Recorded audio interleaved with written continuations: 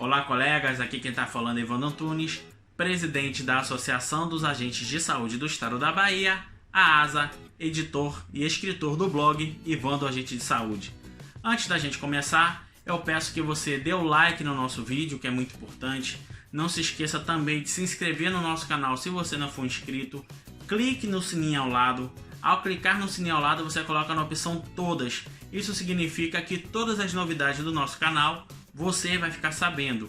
E claro, compartilhe nosso vídeo, porque quanto mais colegas tiverem acesso a uma informação de qualidade, informação é poder. E aí a nossa categoria fica cada vez mais consciente.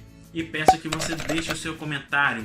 Pode ser críticas, sugestões, elogios, dúvidas. É muito importante esse feedback de vocês para saber onde eu posso acertar, onde eu posso melhorar e, claro, os assuntos que interessam a vocês, porque às vezes o que eu acho que pode ser interessante para mim, para a grande maioria não é. Ou então uma coisa que nem passa pela minha cabeça, mas quando vocês trazem essas sugestões, é importante porque eu estudo mais, eu adquiro novos conhecimentos e eu compartilho esse conhecimento com vocês. Inclusive, hoje o nosso vídeo ele veio através de uma dúvida de uma colega, que o assunto é o seguinte: quais são os impactos da extinção do fundo do PIS/PASEP, isso para o trabalhador, imaginar o porquê o governo fez isso e, claro, se isso iria de uma certa forma prejudicar a gente a receber. Antes da gente entrar no assunto sobre o fundo do PIS/PASEP que foi extinto, o importante é a gente conhecer primeiro o que é o PIS e o que é o PASEP, porque o pessoal fala PIS/PASEP tudo junto, mas cada um é diferente. Por exemplo, a sigla do PIS significa Programa de Integração Social. Esse é o programa que ele paga no valor de um salário mínimo para os trabalhadores de empresa privada ou os empregados públicos, que são aqueles que são contratados pelo órgão público, mas através da CLT.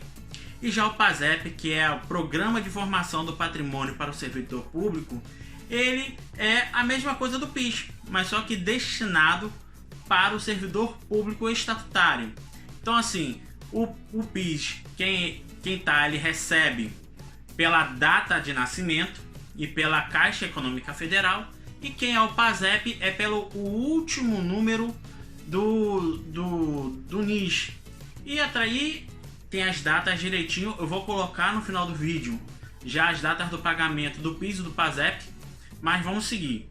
Então, eu estou fazendo um resumo bem básico sobre o que é o PIS/PASEP, mas se você quiser que eu fale de forma mais ampla sobre esse programa, só você pedir aí, que aí eu faço um vídeo mais completo explicando somente sobre PIS/PASEP, beleza? Para o vídeo não ficar muito grande. Então, o que acontece? Todo ano o governo ele disponibiliza para que o trabalhador que está há 5 anos de carteira assinada ou no serviço público e durante o prazo de 12 meses receber a média salarial inferior a 2 salários mínimos. Lembrando que na reforma da Previdência o governo tentou reduzir esse critério para 1,5 salário mínimo, mas o Congresso manteve para 2 salários mínimos. E aí você estando dentro desses critérios, você teria o direito a receber esse salário mínimo extra. Mas aí o que acontece? Você tem um prazo para que você faça o saque desse valor. Esse valor que quando a pessoa não vai sacar, seja por motivo que for, esse valor ele fica retido e ele vai para um fundo, que é o FAT, é o Fundo de Amparo ao Trabalhador. Então, basicamente, é nesse fundo que o governo mexeu. Ele não mexeu nos benefícios, então você continua recebendo seu PIS/PASEP normalmente. Só que a partir de agora, esse excedente, o que sobrar das pessoas que não pegou essa grana, ele não vai mais para o FAT, mas sim para o fundo do FGTS. Então assim, vou explicar um pouquinho como é que funciona o FAT. O FAT ele é o Fundo de Amparo ao Trabalhador. Ele tem algumas fontes de custeio, uma delas é essa sobra do PIS/PASEP, e esse fundo ele basicamente ele fomenta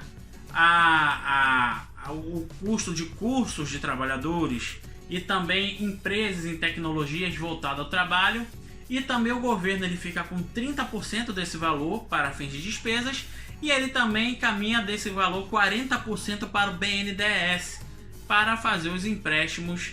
Então, o que acontece? Na prática, esse fundo ele não vai mais para o FAT, ele vai para o FGTS, como eu falei anteriormente. Mas, Ivandro, por que o governo fez isso? O que está acontecendo é uma coisa bem básica. O FGTS, que é o Fundo de Garantia, ele é como se fosse uma poupança do trabalhador. Então, o que acontece? Cada um que é servidor seletista ou trabalhador que é de carteira assinada, servidor público estatutário, não tem FGTS. Então, esse trabalhador, pelo fato dele não ter a estabilidade que o servidor público estatutário tem, ele tem tipo essa poupança, que todo mês vai recolhendo um pouco do trabalhador, o empregador também paga um pouco, e aí você vai complementando nesse fundo. Para quê? Se uma pessoa nunca foi demitida de uma empresa, ela na sua aposentadoria, ela recebe essa poupança a fim de que ela tenha alguma coisa mais tranquila e tenha um patrimônio, né? Ou aquela pessoa que foi demitida da empresa, né, sem justa causa, claro, ele tenha uma grana para se segurar no momento que ele vai ficar sem o trabalho. Claro que também há outras modalidades para que você possa sacar o seu FGTS, por exemplo, calamidade pública, se a pessoa tem alguma doença terminal. Então, assim, tem alguns critérios. Se você quiser saber um pouco mais sobre o FGTS, só você pedir que a gente vai explicar tudo direitinho do FGTS, beleza? Então, porque senão o vídeo vai ficar muito grande. Vamos seguir. O governo ele tá já com um vício de que quando a economia tá fria, libera o fundo do FGTS para que o trabalhador vá lá e saque esse dinheiro para poder beneficiar pequenos setores da economia. Eu sou contrário a essa postura. Eu vou dar a minha opinião. Por que, Ivandro, você é contrário? Porque isso é uma poupança. Então, e essa poupança, a gente não pode esquecer, ele não fica um dinheirinho lá parado. O FGTS ele também é utilizado para fomentar a construção civil e também que ajuda a custear principalmente os programas sociais de habitação, que é o Minha Casa e Minha Vida. Então, quando o trabalhador ele saca esse dinheiro primeiro faz falta para essas questões de moradia, e segundo, o trabalhador, quando realmente necessitar, não vai ter. É como está acontecendo agora na epidemia. Por exemplo, nós estamos com um grave risco de entrar em depressão econômica, só que o governo ele de novo liberou o FGTS, só que a grande maioria dos brasileiros não tem sequer um salário mínimo para sacar no fundo do seu FGTS. Então muitos serão demitidos, as empresas não vão pagar os 40%, porque a gente sabe como é que funciona, e os trabalhadores, quando vai ver o fundo do FGTS, não tem nada para se garantir nesse momento de dificuldade, que seria mais uma ajuda. Então essa é a minha opinião pessoal. Mas vamos lá. Então o governo ele tirou esse fundo sob a justificativa que o fundo junto ao FGTS ele teria mais liquidez. O que significa isso, Ivandro? Esse negócio de liquidez, ele vira água? Não. Acontece o seguinte, que quando o dinheiro está no FAT, ele fica um bom tempo parado. Porque para que você invista, por exemplo, em uma empresa, uma capacitação, seja lá o que for, aí a empresa tem que emitir diversos documentos, uma burocracia danada. Como esse fundo ele vai diretamente para o FGTS, o que o governo fez? A primeira coisa que fez, olha, eu vou liberar aqui para cada trabalhador pegar um salário mínimo. E isso daí para fazer, nesse momento é importante, porque a nossa economia está extremamente fragilizada por causa da Covid-19. E aí o trabalhador ele saca esse dinheiro de forma imediata para também se resguardar. E claro, não quebra ao setor de construção civil, que emprega bastante, e também os programas sociais como Minha Casa Minha Vida. E isso é por uma questão lógica. Quanto menos emprego gera, né, e quanto mais demissão tem, mais pessoas irão recorrer ao fundo do FGTS, e também menos pessoas irão contribuir para o FGTS, e menos empresas também vão contribuir para o FGTS, tendo em vista que o dinheiro não fica parado. Então, por exemplo, o FGTS ele tinha que ter na conta R$1 bilhão, um exemplo, mas só que não tem R$1 bilhão, tem 1 milhão, porque o restante está investido nos empreendimentos, está investido no Minha Casa Minha Vida.